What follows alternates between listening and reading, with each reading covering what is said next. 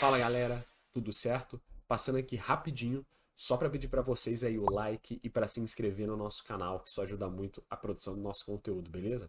Valeu, espero que gostem aí do vídeo. Fala galera, tudo certo? Estamos de volta aqui no nosso canal depois de uma pequena pausa essa última semana. Estamos fazendo aqui um dos nossos últimos vídeos não olímpicos pelos próximos dias, para falar de Campeonato Brasileiro. Tô gravando isso no domingo à noite, pós-rodada, então o jogo do Fluminense acabou há pouco tempo, que foi o último jogo, o jogo das 8, né? E a gente já tá aqui com todos os jogos certinhos para falarmos individualmente e aí depois também falar um pouquinho da situação da tabela e de algumas coisas que mudaram. Bom, vamos lá então. Começando, a gente vai fazer na ordem aqui de cronológica, né, dos jogos da rodada. Começando por Flamengo e Criciúma. Um jogo que eu não vi, mesmo sendo flamenguista, e normalmente é o jogo que eu vejo, eu não vi porque a gente estava em viagem, eu só acompanhei pelo rádio. E assim, pelo que deu a entender e pelo que eu também li, vi, né, os lances e tudo mais, foi um jogo interessante. O Flamengo ele teve domínio, ele criou boas chances, Criciúma soube aproveitar uma bola aérea, que está sendo um problema, né, para esse time do Flamengo, abriu o placar e o Flamengo conseguiu buscar, né, o resultado no segundo tempo. Um resultado extremamente importante para o Flamengo, né? Porque a gente já consegue ver ali na tabela, aqui embaixo, né? Ele continua na cola dos dois primeiros colocados, Palmeiras e Botafogo, e tem um jogo a menos. Então o Flamengo tá super na briga pela liderança ainda. Se tivesse perdido esse jogo ou empatado, teria ficado já um pouco para trás. Ainda mais porque, nos outros dois jogos, Botafogo venceu do Inter e o Palmeiras venceu também do Cruzeiro. Só para ressaltar aqui, antes da gente seguir, teve o lance bizarro lá do pênalti, né? Que foi o lance da vitória do Flamengo, que o jogador do Criciúma chutou a bola na outra bola, da bola em jogo, e resultou em um penal, e foi uma coisa que eu nunca vi na minha vida. E eu não sei se já aconteceu no futebol profissional, tá? É um jogador chutar uma segunda bola em campo na direção da bola principal para atrapalhar a jogada. Então, só para deixar claro aqui que é pênalti, tá? Na regra, aquele lance é pênalti. Quando você joga qualquer tipo de objeto na bola, ou em um jogador, ou em comissão de arbitragem, você está cometendo uma infração, uma falta. Inclusive se for outra bola, porque a segunda bola ela é um objeto. Como foi dentro da área, foi pênalti, não era uma chance clara e óbvia de gol, portanto, o cartão amarelo também foi bem aplicado, não era lance de expulsão, né? Então o árbitro não errou. Na verdade, esse árbitro é muito bom, tá? Ele fez uma excelente arbitragem nesse jogo e merece mais chances. Eu acho que o nome dele é Maguelson e ele tá apitando pouco ainda na Série A, parece um árbitro novo. Muito interessante nesse mundo de arbitragem que é tão complicado, né? Bom, dito isso, o Flamengo ganhou. Botafogo e Palmeiras fizeram jogos na sequência, às 6h30 e às 9h, ainda no sábado. Foram dois jogos bons. Foram dois jogos bons. Esses eu vi, porque já estava em casa, então consegui acompanhar os jogos. E eu acho que ambos mostraram, até mais do que o Flamengo, talvez, a força de estarem brigando pela liderança. Eram jogos muito difíceis. Botafogo e Inter, mesmo o Internacional no mau momento, é óbvio, ainda assim é um elenco muito bom, é um time qualificado. Não era um jogo fácil para o Botafogo. E ele fez parecer fácil. O Inter ele teve até algumas chances, mas de maneira geral ele foi um pouco inofensivo na partida. O Botafogo podia ter ganhado até demais. E isso é muito interessante de ver. Ainda mais depois de um ano passado tão conturbado para o Botafogo, né, que ele basicamente entregou um campeonato ganho no segundo turno. É bom ver o Botafogo psicologicamente bem, para suportar, para fazer um jogo controlado, para entender as situações e conseguir levar 3 pontos, mesmo em jogos difíceis. É a mesma coisa que o Palmeiras, que já é um praxe, todo mundo sabe disso. O Palmeiras transforma jogos difíceis em jogos protocolares. Isso já é típico, né, da passagem do Abel Ferreira pelo Palmeiras. E mais um jogo foi assim, Palmeiras e Cruzeiro. Cruzeiro que é um bom time, tá? O Cruzeiro tá em 7º lugar, é um time extremamente bom, assim, na minha visão, pelo elenco que tem. Não tem jogadores uau, não tem muito dinheiro e consegue fazer um campeonato realmente muito acima do que todo mundo esperava. Fez jogos duríssimos contra outros grandes times, como por exemplo o Flamengo, né, antes no campeonato. E de novo impôs um jogo muito duro pro Palmeiras. Teve chances de gol, poderia ter tido uma sorte melhor. Se eu não me engano, teve um gol anulado do Cruzeiro que, enfim, é discutível e poderia ter mudado o destino do jogo, mas perdeu. Uma derrota relativamente natural para o Palmeiras no Allianz Parque, mas, cara, o Cruzeiro mostrou muita força e é um bom sinal para um time que com certeza não vai lutar pela liderança do campeonato, mas talvez por uma vaga na Libertadores. Se já seria muita coisa. E o Palmeiras segue na sua sina de transformar jogos difíceis em jogos protocolares. Venceu de novo, mais 3 pontos, e segue na luta pela liderança certa, provavelmente até o final do campeonato. Mesmo tendo 2 importantes baixas, né? O Palmeiras perdeu 2 jogadores recentemente por lesão. O Estevão, que é talvez o principal jogador do time, tá fora por lesão, por tempo indeterminado. Ele teve lesão ligamentar, se eu não me engano. né? E o outro, eu não sei se foi o Gabriel Menino ou algum outro jogador do meio de campo que também teve uma lesão e vai perder aí um bom tempo, talvez a temporada inteira. Enfim, seguindo para o próximo jogo, antes da gente abaixar a tela, né? Grêmio e Vitória. Esse já foi o jogo da manhã de hoje, de domingo. Um jogo horroroso. Um jogo muito ruim. Muito ruim, muito ruim mesmo. O Grêmio tá vindo numa maré péssima e tá jogando realmente muito mal. Esse foi um jogo também de muito pouca visão, muito pouca categoria, muita corrida, né? Tem muita dedicação, todo mundo corria bastante, todo mundo se dedicou o que pôde, e um campo, um gramado que deixou muito a desejar, né? O Centenário, ele não passa pelos seus melhores dias, e o gramado também não. Então isso atrapalhou um jogo que já era muito duro, muito complicado, né? No quesito tático e técnico. O Vitória também não tem muito o que dizer, né? Depois a gente vai olhar na tabela, já é um time que já tá na zona de rebaixamento por ali, né? E não vai sair dali. No início do ano fez uma campanha até interessante em certo momento, talvez mostrou alguma força, mas, cara, é um time extremamente fraco. Você perder e jogar pior do que o Grêmio hoje em dia não é fácil. E o Vitória conseguiu fazer isso, né? Enfim, não vejo um cenário muito positivo nos próximos jogos. Eu acho que o próximo jogo contra o Flamengo, lá no Barradão, pode ser que em casa consiga reverter. O Vitória está começando a desenhar um cenário muito duro nesse campeonato de talvez queda e com certeza luta contra o rebaixamento. Seguindo os nossos jogos, temos aí Atlético Mineiro e Vasco da Gama.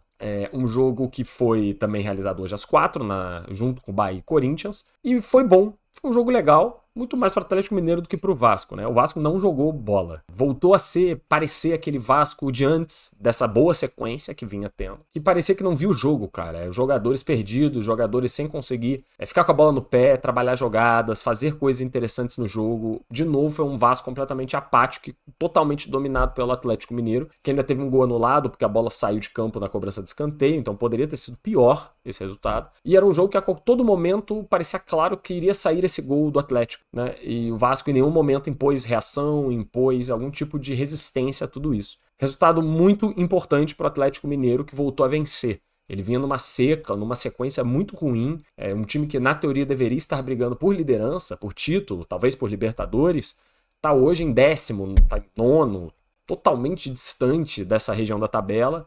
Tem que buscar, pelo menos em casa, bons resultados para tentar se recuperar nesse campeonato. O Vasco, por outro lado, estava vindo numa grande sequência, conseguiu uma distância da zona de rebaixamento que até, 2 semanas atrás era impensável, e perdeu. Não é o fim do mundo. Acho que a expectativa já era que o Vasco perdesse jogos desse calibre. Então não é terra arrasada, não é desastroso, segue o jogo. Como já dá para ver aqui embaixo, o Vasco ainda está com uma distância confortável da zona de rebaixamento, que é a luta, né? Pegar uma vaga de Sul-Americana, se for possível, e é isso. Seguindo para o próximo jogo, Bahia e Corinthians.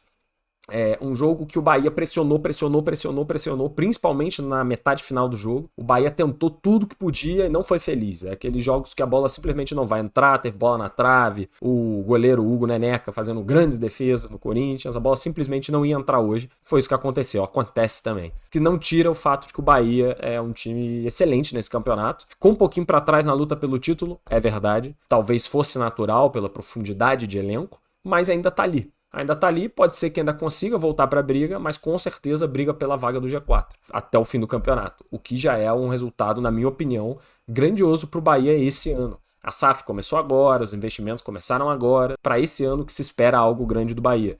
Para daqui a 3, daqui a 5, algo por aí. Então já conseguir uma classificação para a Libertadores seria algo histórico. E a derrota acontece. Pelo lado do Corinthians, absolutamente crucial vencer essa partida. O Corinthians conseguiu somar 3 pontos fora de casa contra um concorrente de G4. 3 pontos que provavelmente ninguém mais consideravam para o Corinthians. Essa derrota era dada como certa e não aconteceu. O Corinthians conseguiu ganhar. Jogou bem? Não. Na minha opinião, o Corinthians jogou mal. O Yuri Alberto perdeu trocentas chances de gol.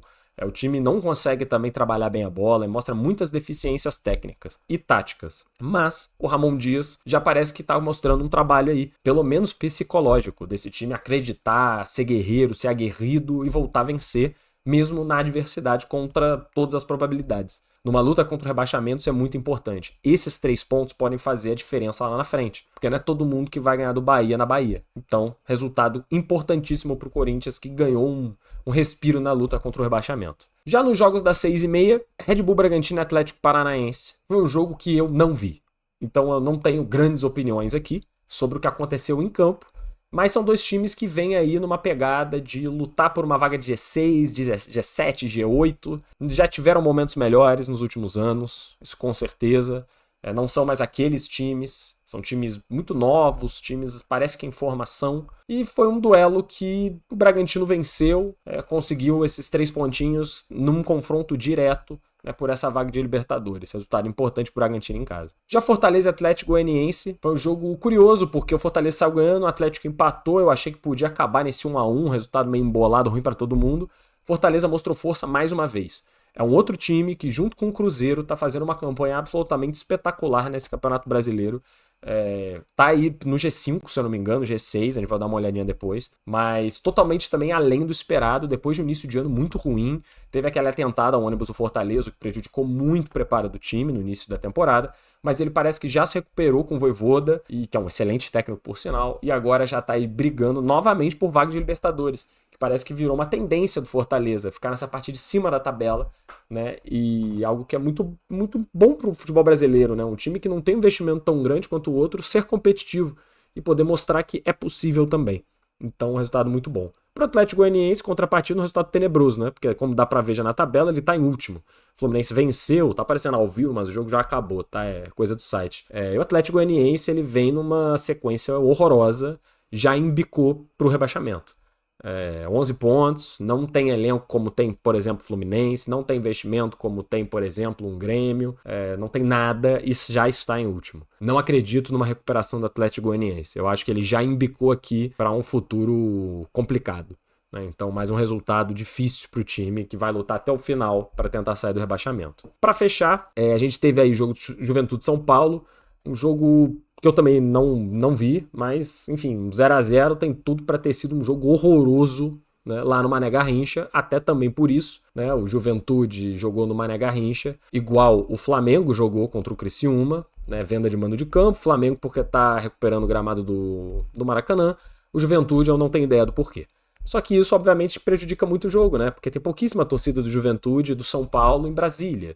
E o gramado já estava muito ruim ontem, imagino que hoje estivesse horroroso. Então, tudo isso já atrapalha, né, o jogo a ser decente. E, bom, o 0-0 não é bom para nenhum deles. O São Paulo, que vinha tentando se aproximar da liderança, de uma verdadeira disputa pelo título, perde 2 pontos, fica para trás, né? Vai permanecer nessa luta mais por Libertadores. E o Juventude consegue somar um pontinho que para ele eu acho que tá tudo bem, porque a luta é contra o rebaixamento e ele tá conseguindo ganhar essa gordurinha. Já Fluminense e Cuiabá, o Fluminense conseguiu um resultado importantíssimo contra um time muito ruim do Cuiabá. O time do Cuiabá é fraquíssimo, não tem nenhum tipo de qualidade técnica. O Isidro Pita é um atacante muito qualificado, perdido no meio de um bando de jogador médio, para não falar coisa pior. Então, assim, é um time fraco que vai lutar contra o rebaixamento, isso é fato, até o fim. No início do ano tinha lá 10 jogos, 0 gols, 0 pontos, conseguiu somar um montão de pontos, melhorar muito no campeonato, mas ainda assim é um time muito, muito fraco, né? E parece que em casa joga até pior do que fora de casa, porque talvez se propõe a jogar e aí abre espaço, perde jogo, né? Porque, por exemplo, contra o Flamengo no Maracanã, recentemente, fez um jogo fechadinho, achou um gol, e simplesmente tentou segurar os trancos e barrancos e conseguiu levar um empate para casa. Contra o Fluminense, ele acabou dando espaço numa jogada na ponta direita, né? Um cruzamento para a área, e acabou sendo o gol do Flu. Um jogo também apático do Fluminense, um time que não consegue montar jogada, um time que não consegue se encontrar em campo, que só venceu porque estava jogando com um time tão ruim quanto. E aí no futebol acontece, né? São jogadas ocasionais, podia ser por um lado ou por outro, foi pro Fluminense. Mas são 3 pontos muito importantes. Eu não vi uma melhora no futebol jogado, ainda mais depois de tanto tempo treinando, mas já é aí um sinal. Ter conseguido vencer nesse momento é tudo que importa. Mesmo vencendo, o Fluminense ainda está a 6 pontos de sair da zona de rebaixamento. É uma situação calamitosa, né? E um jogo desse contra um adversário fraco, num confronto direto, era essencial para que se tivesse ainda uma esperança de que o Fluminense possa, né, sair dessa zona e reverter essa situação. Resultado importantíssimo, não tem nem o que dizer. Dito isso, vamos dar uma olhadinha aqui na tabela. Vamos dar uma olhada rápida na tabela, só para passar. O Botafogo segue na liderança do Campeonato Brasileiro com a vitória, seguido de perto pelo Palmeiras e pelo Flamengo, e pelo Fortaleza já um pouco mais atrás. Porém, temos que levar em consideração aqui que tanto o Flamengo quanto o Fortaleza têm um jogo a menos. Então, supõe, porque eles não jogam entre si, né? Supõe que ambos vençam, tá? O Flamengo chega a 37 pontos e passa o Palmeiras e fica muito perto do Botafogo. E o Fortaleza chega a 35 e cola no Palmeiras. Eu poderia dizer que até o Fortaleza, o que é uma coisa meio até curiosa, a disputa do título tá bem aberta por enquanto, tá? Vai ser um ano bem legal de Campeonato Brasileiro, porque eu acho que vários times vão chegar no final podendo causar certa confusão. Na sequência, fechando ali o G6, a gente tem o São Paulo e Bahia, que na minha opinião são de fato os outros dois times mais fortes por enquanto, né, com 31 e 30 pontos e nenhum jogo por jogar. Na sequência, Cruzeiro coladinho nesse mesmo pelotão, também com um jogo a menos, com 29 pontos. E aí em oitavo, nono e décimo lugar, a gente tem empatados com 25 pontos, o Atlético Paranaense, o Bragantino e o Atlético Mineiro, todos eles também devendo uma partida. Então a gente tem muito time aí devendo jogo ainda para poder arrumar essa tabela. Seguindo nesse pelotão central, a gente ainda tem aqui o Vasco e eu considero até o Juventude, né, que estão ainda nessas vagas de Sul-Americana. O Juventude devendo 2 jogos, pode subir bastante. É por isso que eu tinha falado mais cedo, a situação está muito confortável para o Juventude por enquanto, um time que com certeza luta para não cair. E o Vasco da mesma forma, conseguiu somar pontos e está num momento bem tranquilo quanto rebaixamento também. Aí na sequência, a gente já começa a ter uns times que não estão legais e estão sim com risco de rebaixamento. Internacional com 19 pontos, mas sempre bom lembrar, o Inter está devendo uma penca de jogo. O Inter tem 14 partidas só e um time que jogou tudo tem 18, está devendo 4, é muita coisa. Isso pode mudar completamente a posição do Internacional na tabela, né? São 12 pontos. O time vai lá para as cabeças conseguir ganhar tudo. Sempre bom levar isso em consideração. Mas está jogando mal, por isso que está aqui também. Corinthians, Criciúma e Cuiabá fecham os times fora da zona de rebaixamento com 18, 17 e 17 pontos. Todos jogando mal, bem mal. O Criciúma talvez seja o que jogue melhorzinho dentre eles, tanto que também está devendo 2 jogos, então pode sair dessa situação. O Cuiabá está devendo uma partida só, mas vem jogando muito mal. E o Corinthians também, né? Na zona de rebaixamento, a gente tem o Vitória com 15 pontos, o Grêmio com 14, o Fluminense e o Atlético Goianiense com 11. Cara, são times também muito ruins. Eu não consigo afirmar que são os 4 piores, tá? Eu acho que o Atlético Goianiense sim e o Fluminense também. O Grêmio joga mal, mas putz, joga mal igual o Corinthians, igual o Cuiabá, igual o Vitória. É muito difícil, a luta também tá muito embolada por esse rebaixamento até agora. E o Grêmio tá devendo 2 jogos, então ele tem ainda pelo menos teoricamente, uma sobrevida nessa disputa. Diferentemente do Vitória, que já tem 18 jogos, o Atlético Goianiense, que já tem 18 jogos, né, e o Fluminense, que está devendo aí um joguinho também. Então, esse é o cenário do Campeonato Brasileiro, da tabela. Eu acho que ainda vai mudar muita coisa. A gente teve já algumas mudanças interessantes, só que de maneira geral, o tempo passa e os times grandes ainda estão ali na zona do rebaixamento. Corinthians, Grêmio, Fluminense, né, e lá em cima a disputa permanece entre os mesmos 3. Botafogo, Palmeiras e Flamengo. Acho que esse vai ser o cenário até o final, com algumas mudanças, pequenas, né, diferenças com o decorrer da competição. Que agora vai entrar numa fase interessante, porque a gente vai ter as fases decisivas de Copa do Brasil e de Libertadores. Então isso pode acabar alterando bastante coisa aqui, porque times vão poupar, etc e tal, enfim. Você sabe como é que é esse mês de agosto, setembro do campeonato, né? Dito isso, agradeço os views de todos, fechamos por aqui esse vídeo. Estamos muito perto de entrar na nossa temporada olímpica, então espalha bem esse canal para todo mundo que vocês conhecem. Agradeço muito pelo like de todos, pelos views, estamos de volta. Que vocês não abandonaram o nosso canal. Tenham um ótimo dia.